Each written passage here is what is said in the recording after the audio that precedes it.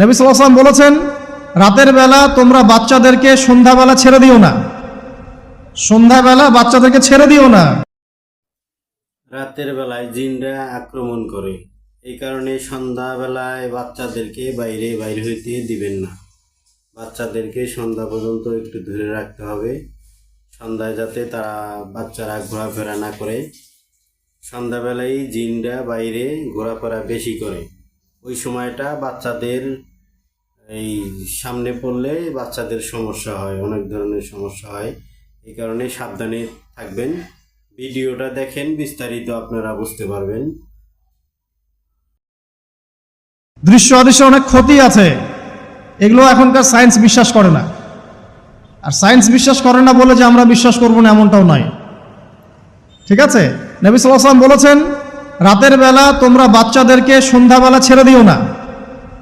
সন্ধ্যাবেলা বাচ্চাদেরকে ছেড়ে দিও না, আগে ভালো করে সন্ধ্যাটা হয়ে যাক, যদি ছাড়তে হয় তারপর ছেড়ো। তারপর রাতের রাত যখন গভীর হবে তখন তোমরা এলোপাথালি ঘোরাফেরা করো না, রাস্তাঘাটে বনে জঙ্গলে ঘোরাফেরা করো না। কারণ এই সময় এমন কিছু মাখলুককে আল্লাহ পাক ছেড়ে দেন যাদেরকে তোমরা দেখো না। এখন বিজ্ঞান যেটা প্রমাণ করতে পারে নাই, এটা কি বিজ্ঞানের ব্যর্থতা না ইসলামের ব্যর্থতা? যদি বৈজ্ঞানিকভাবে আপনি প্রমাণ করতে না পারেন তাহলে সেটার কোনো অস্তিত্ব নাই। এই কথাটাকে ডাহা মিথ্যা কথা। যদি মুমিন হতে চান তাহলে এই কথার উপরে এসে ইসলাম কবুল করতে হবে। যদি মুমিন মুসলিম হতে চান এই কনসেপ্টটার ঊর্ধ্বে এসে ইসলাম কবুল করতে হবে। আল্লাহ রাব্বুল আলামিন এবং তার রাসূল যা বলেছেন সেটাই চূড়ান্ত সত্য, সেটা আমরা প্রমাণ করতে পারি বা না পারি, এটাকে অন্ধভাবেই বিশ্বাস করতে হবে। এটাই হচ্ছে একটা মৌলবাদী কনসেপ্ট। আর এভাবে ইসলামের মৌলিক বিষয়গুলোকে না মানলে কেউ মুসলিমই হবে না। কথা কি বুঝতে পারছেন?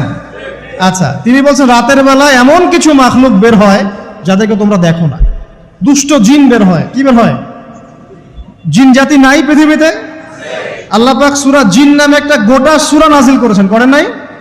হাফেজ আছে না এখানে মানুষ? কুল উহিয়া ইলাইয়া আন্নাহু ইসতামা নাফারুম মিনাল জিন্নি ওয়া ক্বালু ইন্না সামি'না কুরআনান আজাবা। জিনদের একটা দল কোরআন শুনে বলেছিল যে আমরা অদ্ভুত আজব একটা কোরআন শুনেছি। তারপর তারা গিয়ে তাদের কওমের কাছে ইসলামের দাওয়াত দেয়, ওই কওম ইসলাম কবুল করে। এটা নবী সাল্লাল্লাহু আলাইহি ওয়াসাল্লামের জীবনের সেই সময়কার ঘটনা, যখন নবীজি তায়েফ থেকে ফিরে আসছেন। তায়েফবাসী তাকে অত্যাচার করলো, তিনি নাখলা উপত্যকায় এসে নামাজ পড়ছেন, ওই নামাজের কেরাত শুনে জিনরা ইসলাম কবুল করেছে। তো সূরা জিনে আল্লাহ পাক এই কথা নাজিল করেছেন। তো আল্লাহ পাক যে বলছেন জিন জাতি আছে, আল্লাহ কি মিথ্যা কথা বলছেন? নাকি নাসা যখন বলে এলিয়েন আছে তখন ওইটা সত্য, আর আল্লাহ বলছেন জিন জাতি আছে এটা মিথ্যা? তা আমাদেরকে আবার নতুন করে মুসলমান হওয়া লাগবে এখন না? আমাদের কনসেপ্ট চেঞ্জ হয়ে গেছে।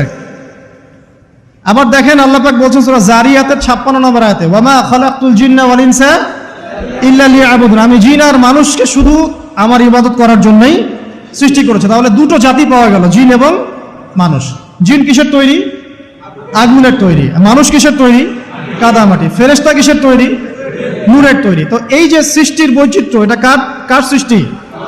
তো সেই আল্লাহ পাকের জ্ঞান সবচেয়ে বেশি না আমার জ্ঞান সবচেয়ে বেশি? সে আল্লাহর পক্ষ থেকে যখন কোরআন এবং হাদিস নাজিল হবে তা আমি অন্ধভাবে মানবো না? নাকি আমি আল্লাহকে চ্যালেঞ্জ করবো ইবলিসের মতো? ইবলিস আল্লাহকে চ্যালেঞ্জ করছে না, খালাকতানি মিন নার ওয়া খালাকতাহু মিন তিন। আমি কেন আদমকে সিজদা করতে যাব? আমি কেন আদমকে সিজদা করতে যাব?